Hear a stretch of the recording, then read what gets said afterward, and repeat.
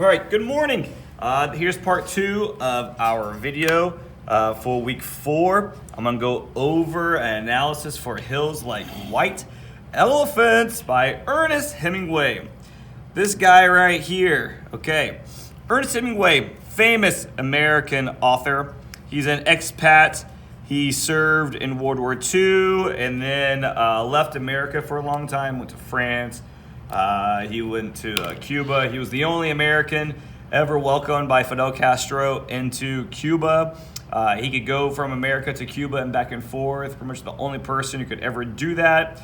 He was, if you watched Mad Men, Don Draper could have easily have been Ernest Hemingway.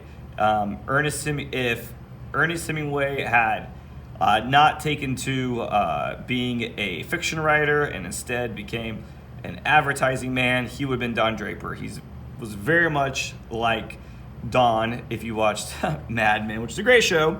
All right, Hemingway is at times misogynistic, but then other times it seems like he really understands women really well. He's one of those strange anomalies of a man, very manly man, yet also sensitive, but then also an alcoholic, you know? So, it could be very violent. Very interesting guy, all right? We're gonna read 2 of his stories this week and next week. Hills Like White Elephants, which is the first one, and The Sea Change, which will come next week. The great thing about this story right here, Hills Like White Elephants, is it's about 90% dialogue. All right, you really got to pay attention to it. And there's very little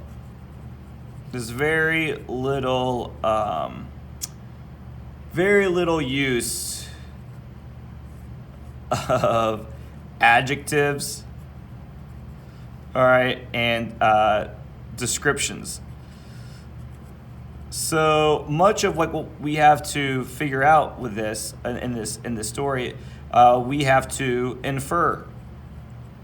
We have to use inductive logic to figure it out. All right, but he leaves us a lot of clues. There's a lot of clues.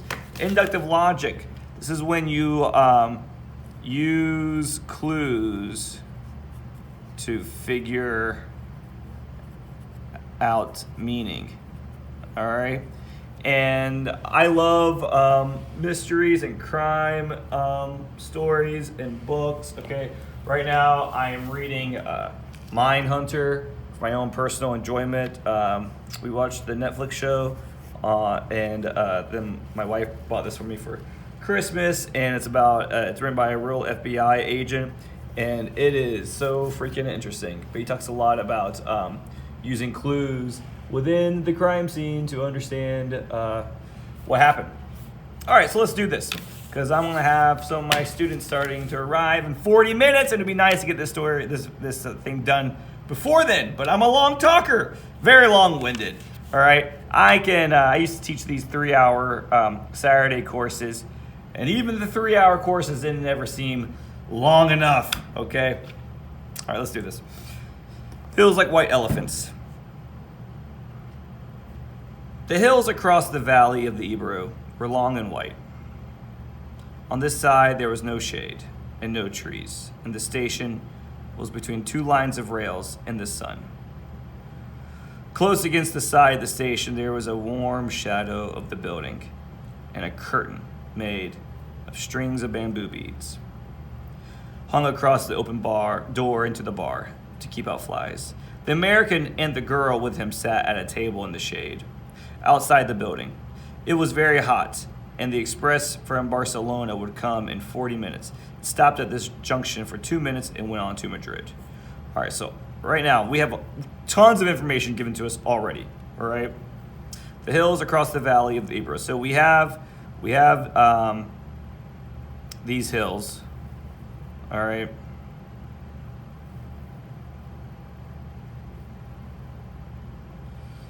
All right. And then we have a valley. All right. I don't know what you do draw a valley. All right. And then we have train tracks. And then we have the train station. Station. Bar. Yeah. Train tracks. Okay. Everything in a short story is on purpose. Okay. All right. So we have, look, setting is important. Setting tells us here the story. The setting is a train station. And we have tracks that go in opposite direction. This is a story about choices. What choices are going to be made in this story? Okay? So important things that will come back again. Bamboo beads.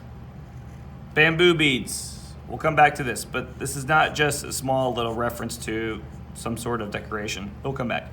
And then we have the American and the girl. Because this takes place in Spain, and we have a designation that there's an American, and then we have a designation, then we have no designation. We're gonna interpret that as in this girl is native. She is Spanish. All right. The American is, well, he's a foreigner. All right. He's a foreigner. He doesn't belong. All right. We have a native and we have someone who doesn't belong, a stranger in a strange land. All right. And strangers, sorry, should always be looked at as suspicious. Okay. All right. So we have these things. What should we drink? The girl asked. She had taken off her hat and put it on the table. All right. So drinking. They're just sitting at the bar. This whole story takes place at the bar while they're drinking. Okay. It's pretty hot, the man said. Well, let's drink beer. He orders some beer. Big ones. Yep. Let's get some big ones. All right. The beer is brought. I'm going to return to our little picture in a little bit. So the girl's looking at these hills. She's staring at the hills. These hills.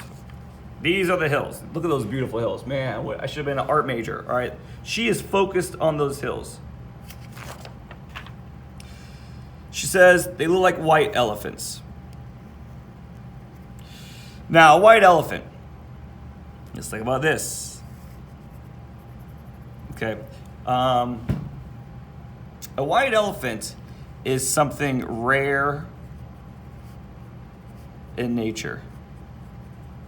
Okay, it's rare in nature, and it's something that we can see as there's an old story from India about a white elephant, and that it was something that if you saw it, it was like seeing a sign from God. Okay, it was special. All right, it was special. But then we have an American, more contemporary interpretation of the white elephant. And the white elephant, especially in relation to a white elephant present, all right, is either something that is unknown or unwanted. All right. For some people, the white elephant is a specialty, something special and unique because it's rare in nature. And for others, when they see a white elephant, it symbolizes something unwanted or unknown, unfamiliar, and like as I said before, mysterious, which could be cause one for hesitation. All right. So she says they look like white elephants, she said.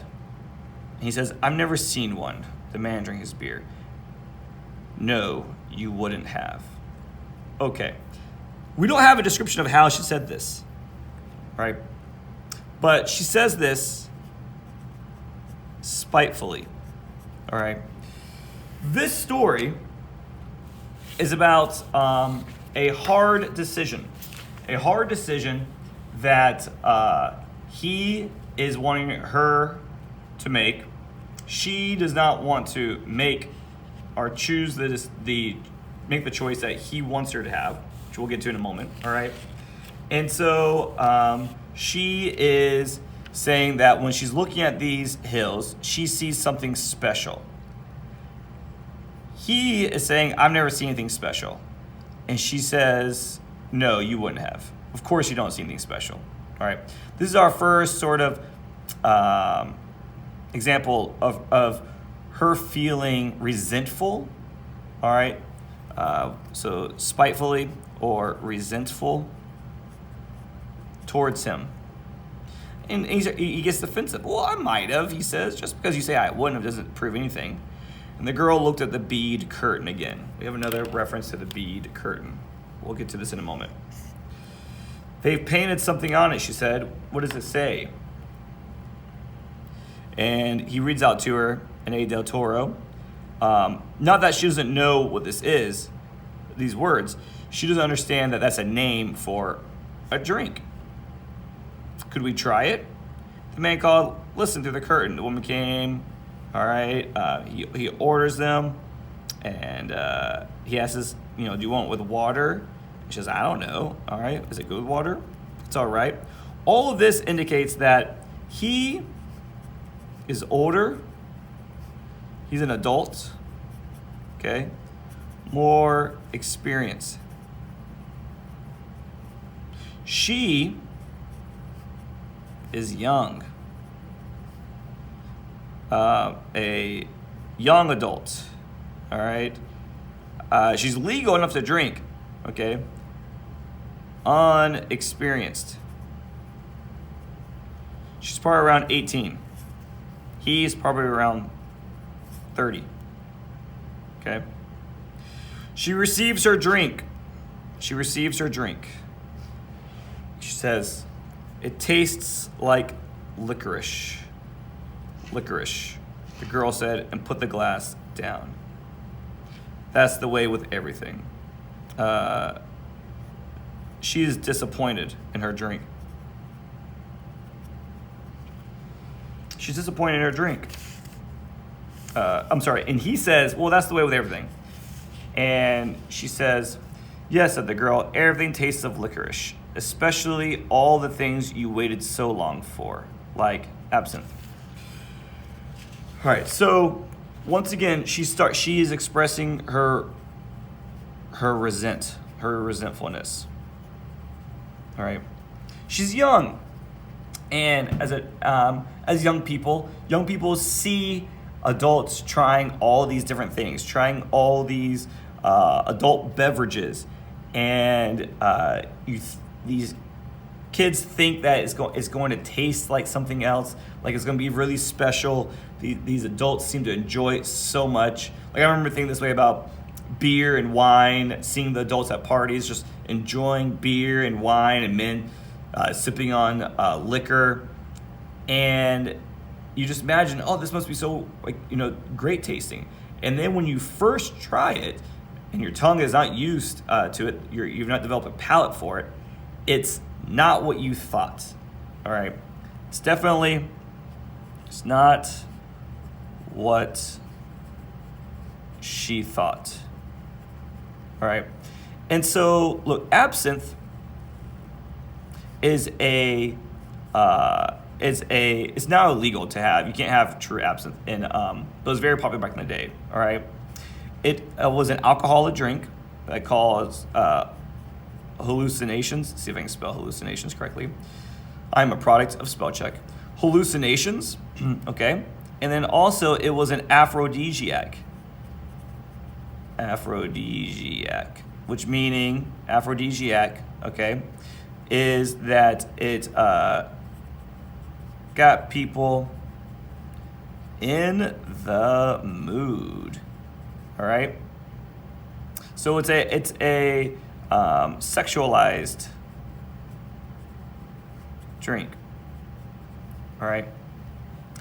So far, what all this is sort of representing is that, look, is that this idea that like drinks seem so special, but turns out they're not that special. Everything just tastes of licorice. It just, you waited so long to try something new, and then you realize it's not new. It's disappointing. So this represents adulthood. Adulthood. Her disappointment with these drinks and experience is her disappointment with adulthood. Adulthood is disappointing. It's not what she thought it was going to be like, which harkens back to Janine when Camus kept saying about Janine in the story of the adulterous woman. All right, it was that nothing was like how she thought it was going to be. All right, you had these grand ideas about life, about becoming an adult, and then you start to experience these things, and it's not that great. Okay, and so the man here is starting to get kind of annoyed with her. All right, and he doesn't really want to hear about her disappointments, all right, or hear about her ideas, all right. And so he just either wants her to be fun, or he wants her to be quiet, pretty much. All right. He keeps saying, well, let's try to have a fine time. All right. And she starts to get a little defensive, and she's like, I'm trying to be bright. He's like, I know you're bright. Okay. All right. And so, and she keeps going back to the hills. They're lovely hills. They're lovely hills. They don't really look like white elephants. I just meant the coloring of their skin. Should we have another drink? He says, all right. And so he is not amused by her mood. Okay? He doesn't really care. And that's the whole point. He doesn't care. So we get set up we get set up with, they're at this train station, they're drinking, he's older, she's younger, and she is expressing her disappointment with what she's learning now that she's becoming an adult. He does not really care to, hear this, all right? And so then we get to this. It's really an awfully simple operation, Jig. Simple operation. And this is the name. I don't believe this is really her name. This is a nickname that he gives her. Jig, okay? And I'm gonna return to that in a moment. It's really not an operation at all. The girl looked at the ground, table his legs rested on. I know you wouldn't mind a jig. It's really not anything. It's just to let the air in. In case you didn't read online about this, great if you didn't. All right, they're talking about an abortion here. The story is about abortion, and they are on a trip to decide. They're on a trip to get an abortion. All right. One way. So the choices to be made is keep baby or abortion. All right. Keep a baby or have an abortion. That is the operation, the simple operation that the man is trying to mansplain to her. All right, mansplaining.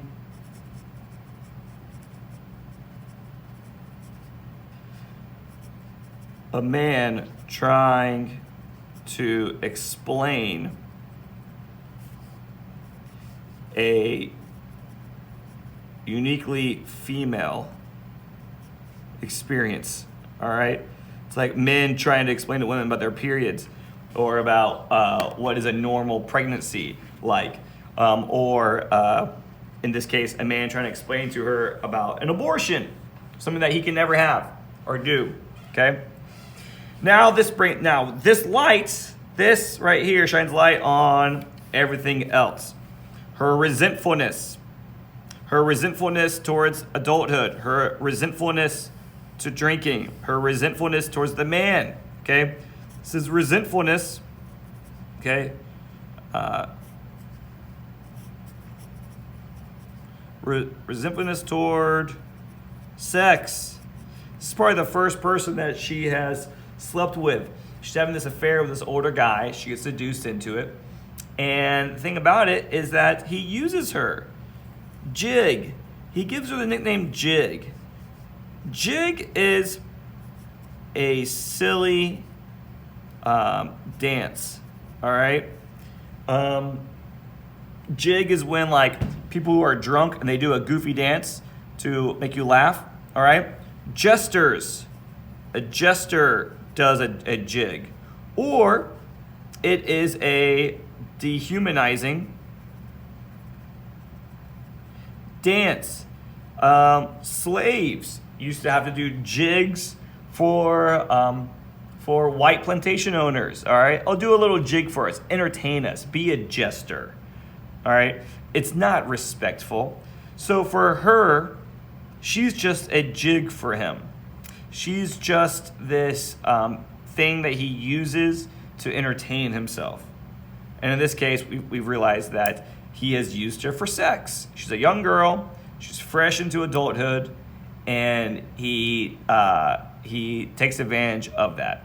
And what now she's sadly realized is that it's disappointing. All right, her first experience into an adult relationship and has led her to being pregnant. And now she finds herself at a train station having to decide whether she keeps the baby or has an abortion. And he is pushing that on her, okay? So she is resentful towards him for these things.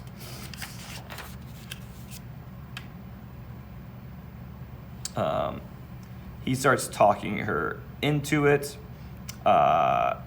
I know you wouldn't mind it, Jig. It's really not anything. It's just let the air in. Ugh. The girl did not say anything. I'll go with you. I'll stay with you all the time. They just let the air in, and then it's all perfectly natural. Natural. It's perfectly natural. All right. It's perfectly natural. Now look, this story. This is not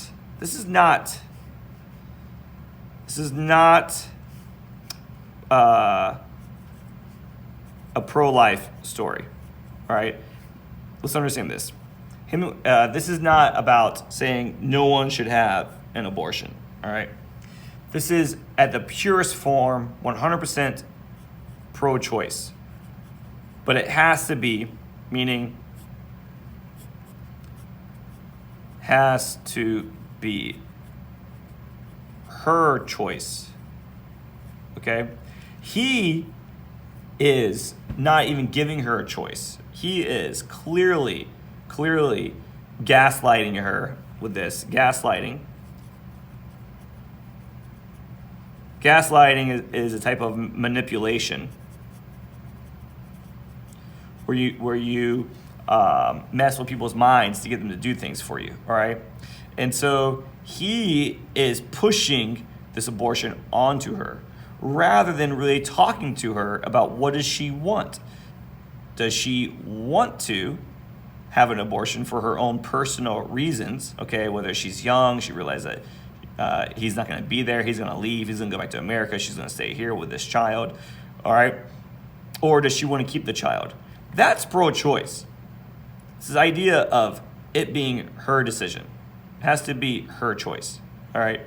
And so, but he's not letting her have that choice. He is pushing it on her, which is not right. It's never right to do that. And so then she's like, well, what will we do afterwards? Well, what's it going to be like after I have this abortion? And he's like, oh, babe, we'll be fine afterward, just like we were before. But were they really good before? And she says, well, what makes you think so? Well, that's the only thing that bothers us. It's the only thing that has made us unhappy. All right? He's assuming her feelings, that everything was good beforehand. He hasn't even asked. She might not even like the way that things were beforehand. The girl looked at the bead curtain, put her hand out, and took hold of 2 of the strings of beads. Okay. This beaded curtain. Hemingway could have chosen anything, but he chose beads. Beads. They're in Spain. Spain is a Catholic country. All right. Beads in the hand. Catholic country. All right. Rosary. Rosary. If you don't know what rosary are, these are prayer beads. She's reaching out to the beads as a form of a rosary, prayer beads. And all right, she is praying. She is trying to get strength from her faith. Okay?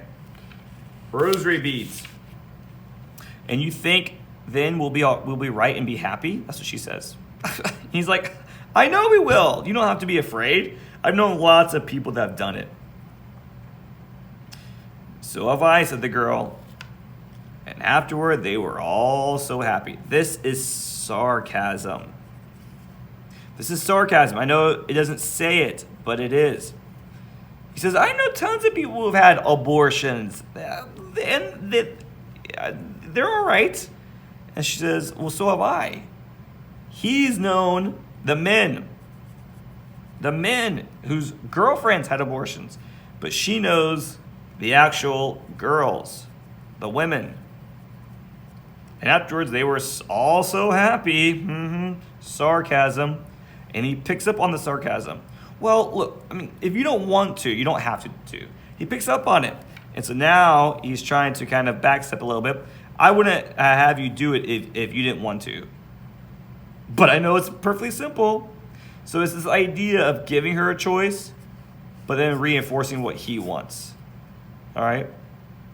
Choice, but reality. And you really want to, she says? I think it's the best thing to do, but I don't want you to do it if you don't really want to. He keeps doing this as if it's her choice. Her choice equals her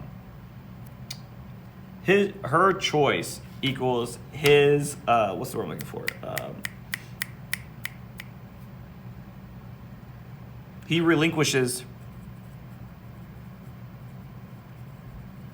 guilt. All right? Her choice equals him relinquishing guilt. Her choice equals him being guilt-free, him being blameless. By him getting her to feel like it's her choice, this is the gaslight. Convincing her that it's her choice. It's her choice to get this abortion. And that means that she, in his eyes, she later can't blame him for her sadness. If she gets this abortion and then she feels sad and depressed and regrets it later, she can't be like, but you made me. You talked me into this. Because then he can say, he can be in denial. All right? This is denial.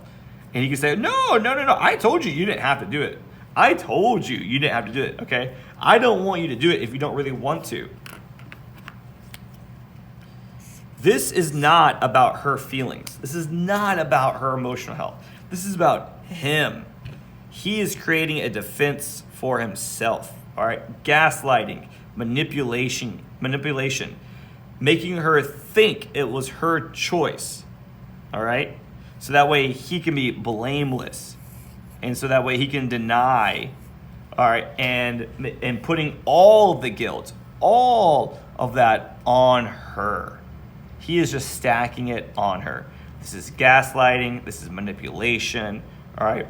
He is making it seem like it's her choice, but it's not her choice. He's laying so much pressure and guilt on her, okay?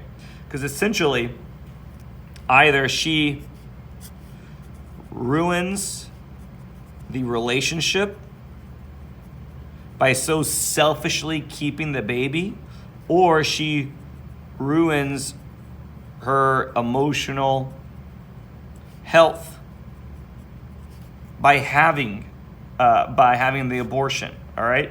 He is setting her up.